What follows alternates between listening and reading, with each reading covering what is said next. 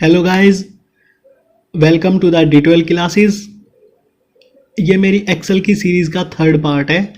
इस वीडियो में मैं लेके आया हूँ VLOOKUP का फॉर्मूला एंड डाटा वैलिडेशन। तो फटाफट से शुरू कर लेते हैं।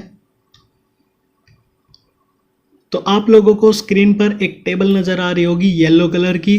इस टेबल के अंदर मैंने 10 रोल नंबर टाइप किए हुए हैं। हर एक रोल नंबर के सामने मैंने नाम लिखा हुआ है, टाइप किया हुआ है। तो ये मेरा एक तरह से रोल नंबर और नेम का एक डाटा है। अब यहाँ लेफ़्ट साइड में मैंने यहाँ पर एक छोटी सी टेबल बनाई हुई है रोल नंबर और नेम, जिसके सामने मैंने यहाँ पर ब्लैंक सेल डाले हुए हैं। तो रोल नंबर के सामने ये जो खाली सेल है, अगर इस सेल के अंदर मैं 1 टाइप करवा देता हूँ तो नेम के अंदर यहाँ नेम के सामने वाले सेल में ऑटोमेटिक राम प्रिंट होके आ जाए। अगर मैं रोल नंबर के सामने वाले सेल में 5 टाइप करवा देता हूँ तो नेम में मेरे पास यहाँ पर नवीन प्रिंट होके आ जाए। तो ये जो काम होता है ये हमारा होगा VLOOKUP की हेल्प से। तो नेम के सामने वाले सेल पर क्लिक करेंगे जहाँ मुझे रिजल्ट चाहिए। VLOOKUP का फॉर्मूला टाइप कर लेते हैं, इक्वल टू VLOOKUP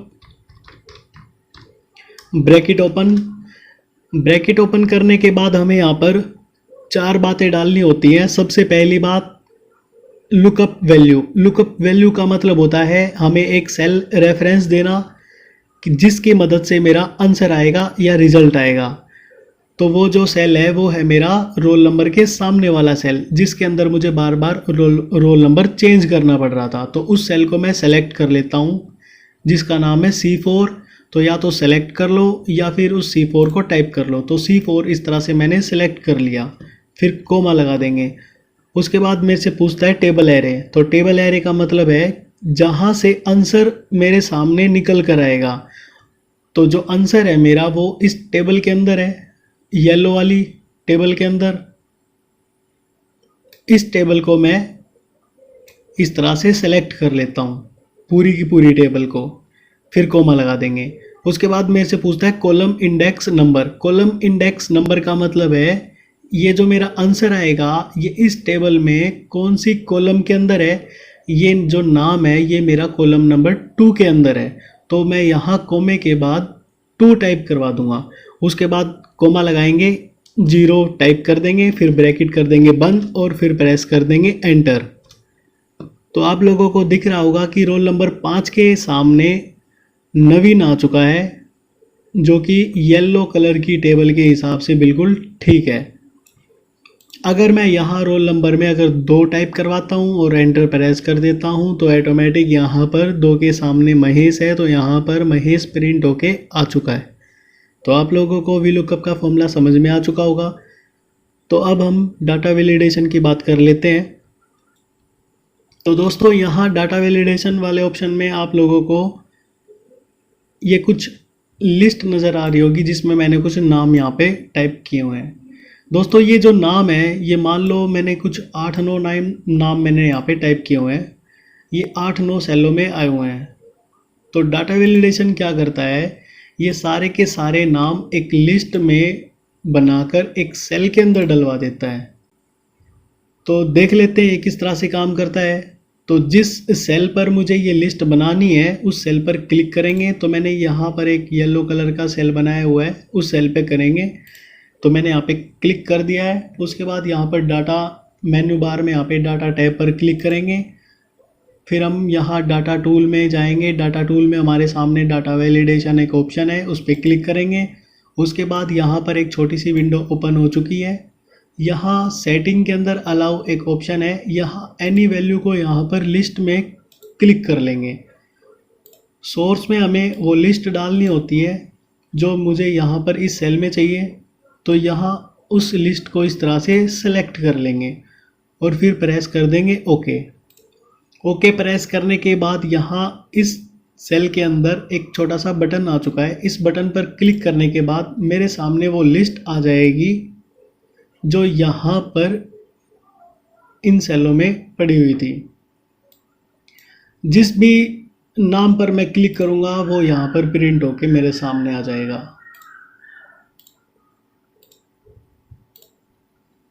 तो डाटा वैलिडेशन आप लोगों को समझ में आ चुका होगा।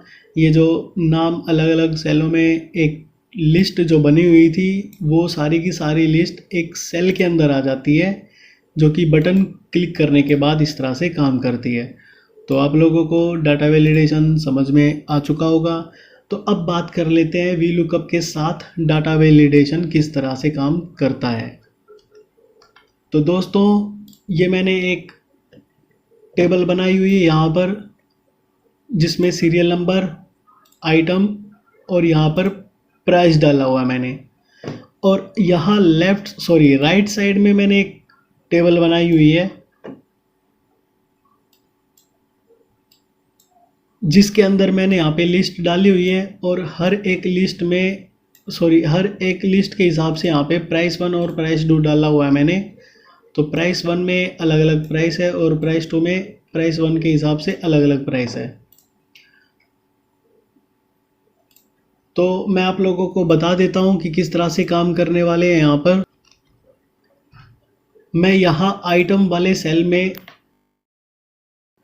इस लिस्ट के हिसाब से कोई भी एक आइटम टाइप करूँगा। जैसे मैंने पेन ही टाइप किया तो मैंने यहाँ पे पेन टाइप कर दिया। तो जैसे ही मैं एंटर प्रेस करूँ तो प्राइस 2 के सामने यहाँ 6 जो कि इस टेबल के हिसाब से रेट है वो यहाँ पे प्रिंट होके आ जाए। तो सबसे पहले तो मैं इन सारे सेलों को इस तरह से सेलेक्ट कर लेता हूँ, फिर डाटा वैलिडेशन वाले ऑप्शन पर क्लिक करता हूँ, एनी वैल्यू को यहाँ पर लिस्ट में सेलेक्ट करवा लेता हूँ। सोर्स में मैं यहाँ आइटम में मुझे आइटम वाली रेंज चाहिए तो मैं इस रेंज को इस तरह से सेलेक्ट कर देता हूँ और फिर प्रेस कर देंगे हम ओके। तो दोस्तों आप लोगों को नज़र आ रहा होगा यहाँ पर एक बटन आ चुका है, इस पर क्लिक करेंगे तो पेन, इस पर क्लिक करेंगे तो मैं यहाँ पर पेपर सेलेक्ट करवा देता हूँ, इस पर क्लिक करेंगे तो मैं यहाँ पर माउस सेलेक्ट करवा देता हूँ। यहाँ पर मैंने न्यूज़पेपर सेलेक्ट करवा दिया और यहाँ पर मान लो मैंने यहाँ पर मार्कर सेलेक्ट करवा दिया। तो इस तरह से मैंने डाटा वैलिडेशन के हिसाब से आइटम बार बार मुझे यहाँ पे टाइप नहीं करवाना पड़ेंगे। डाटा वैलिडेशन की हेल्प से मैं सिर्फ एक क्लिक से आइटम को सेलेक्ट करवा लूँगा। तो आप लोगों को समझ में आ चुका होगा। अब बात करते हैं प्राइस 2 में वी लुकअप के फॉर्मूले की।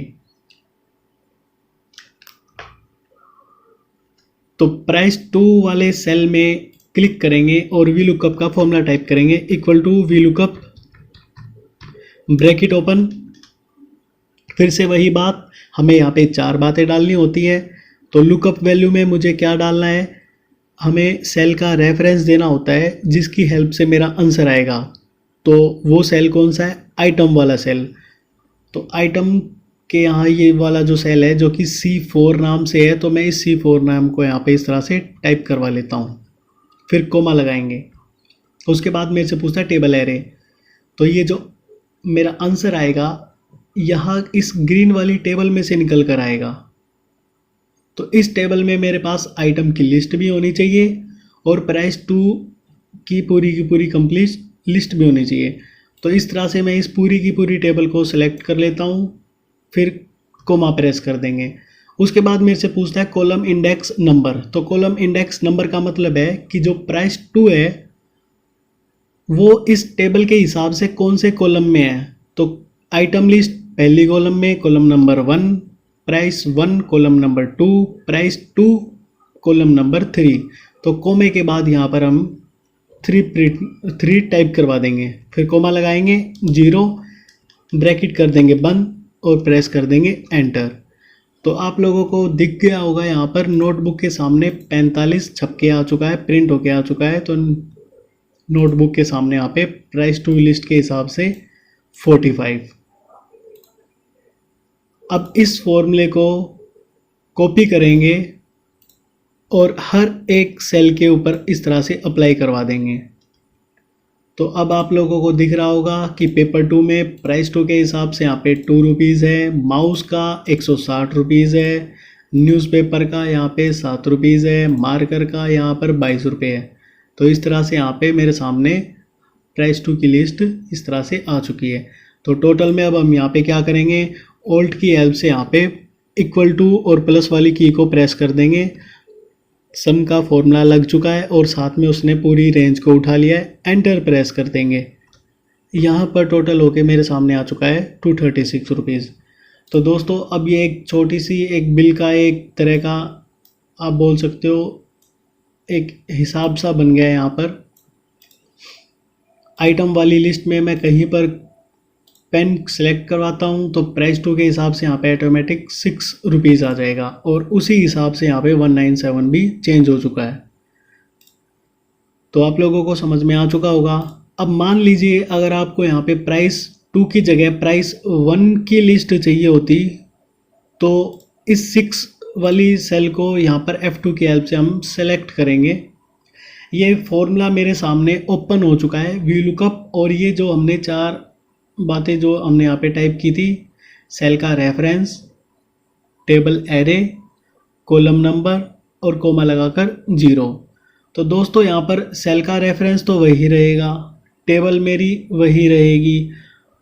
ये जो कॉलम इंडेक्स नंबर था ये मुझे चेंज करना पड़ेगा क्योंकि मुझे अब यहाँ पर प्राइस 1 चाहिए, यहाँ मुझे प्राइस 1 चाहिए। तो ये जो 3 है इस 3 की जगह मैं यहाँ पर 2 प्रेस कर दूंगा और एंटर प्रेस कर दूंगा। तो दोस्तों पेन के हिसाब से यहाँ पर 5 रुपये आ चुका है प्राइस 1 की लिस्ट के हिसाब से। अब इस फॉर्मूले को मैं यहाँ पर कॉपी करके पेस्ट करवा दूंगा। तो अब आप लोग चेक कर सकते हो पेन का जो प्राइस 1 के हिसाब से 5 रुपीज़ है, पेपर का 2 रुपीज़ है, माउस का 150 रुपीज़ है, न्यूज़पेपर का 5 रुपीज़ है, मार्कर का 20 रुपीज़ है और यहाँ पर टोटल भी अपने आप चेंज हो चुका है। तो आप लोगों को समझ में आ चुका होगा कि वी लुकअप के साथ डाटा वैलिडेशन इस तरह से काम कर सकता है। तो दोस्तों वीडियो अगर अच्छी लगी हो तो सब्सक्राइब करें, शेयर करें। Thank you.